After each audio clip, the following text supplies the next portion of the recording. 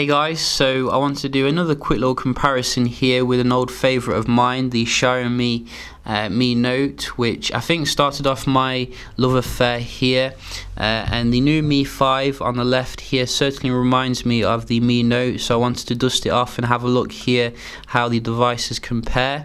You can see the new Mi 5 I think really gets a lot of its design cues from the Mi Note. They both look identical pretty much from the back here, same camera positioning as well as the flash and the minimalistic branding, same kind of glass design with the curve going down the back that Samsung copied for its new flagship phones from the Note 5.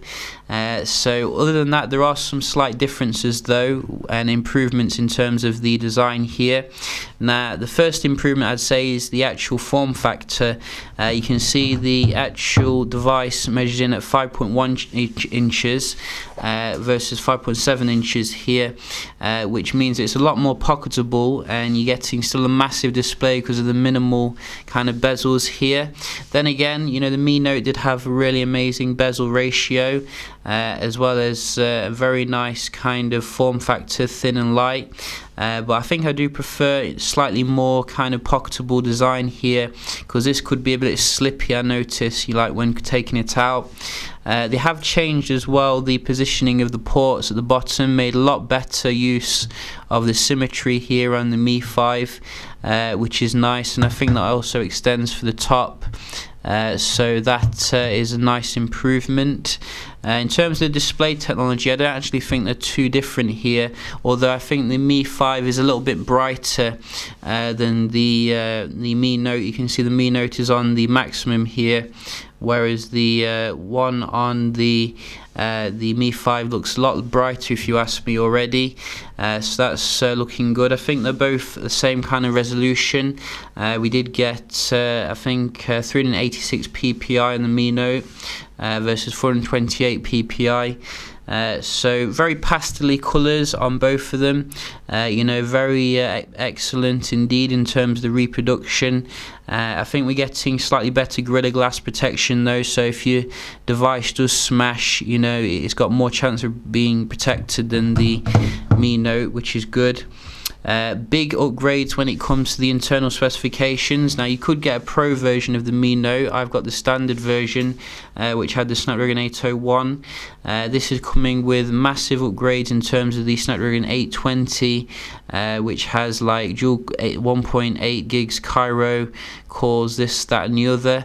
Adreno 530 versus Adreno 330. So massive improvements when it comes to the gaming expected, I think, on the Mi 5 here. Definitely worthwhile, you know, considering to upgrade. I think the Mi Note was quite an expensive device as well when it first released, whereas the Mi 5 is coming in at a very affordable price. So, you know, if you've got like the Mi Note here, you might want to actually consider upgrading to the Mi 5, really. So I think there is some differences as well in terms of the internal storage kind of configuration. You can get either 32, 64, 128 gig versions of the Mi 5, whereas the Mi Note came only with like 16 or 64 gigs, 3 gigs of RAM, so you can get a 4 gig RAM variant of the Mi 5, which is nice. Both of them coming with 3000 mAh batteries.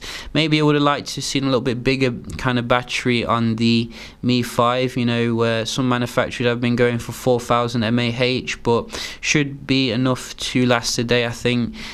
Which is nice. I do also like the way they've put the home button, physical home button here, similar to Samsung devices, which I think also doubles as a fingerprint sensor, I am assuming. So that is pretty nice. Obviously we're getting Android Marshmallow on the Mi 5.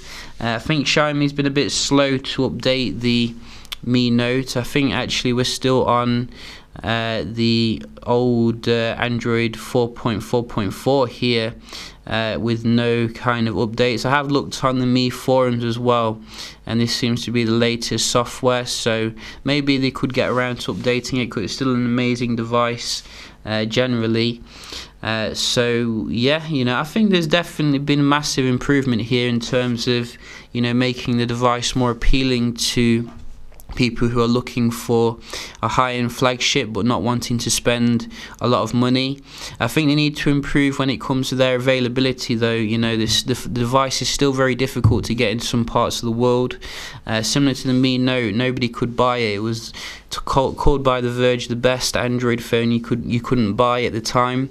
Yes, I think also obviously big upgrades when it comes to the camera technology. 16 megapixel now versus 13 megapixel. But they both, I think, have optical image stabilization, so I was very impressed with the camera kind of functionality on the Mi Note. I felt that it did an excellent job, you know, considering it wasn't necessarily the best camera, but you can see you do get some more modes now on the Mi5, which is pretty cool.